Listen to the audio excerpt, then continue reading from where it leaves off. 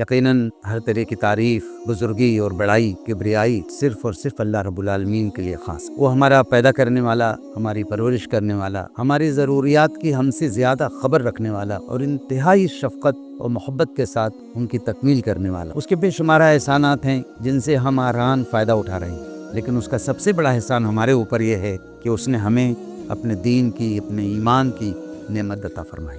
یہ دین اور ایمان کی نعمت اگر نہ ملی ہوتی ہم بھی کسی دیوی دیوتا، ہم بھی چاند سورج اور دریا اور جنگل اور پہاڑ کی پرستش کرتے نظر آتے۔ اس کا بہت بڑا کرم ہے کہ اس نے اپنا سب سے بڑا انعام ہمارے اوپر کیا کہ اس نے ہمیں ایمان کی اور دین کی نعمت عطا فرما دی۔ اسی لیے واضح الفاظ میں بتا دیا گیا کہ دیکھو تمہارے لیے زندگی کا جو نظام ہے وہ ہم ہی دے سکتے، کیونکہ ہم تمہارے بھی خالق ہیں، اور اس دنیا میں جس میں تمہیں بھیجا گیا ہے اس کو بھی ہم ہی نے بنایا ہے۔ اب اس دنیا میں تم کیسے رہو یہ ہم ہی بتا سکتے۔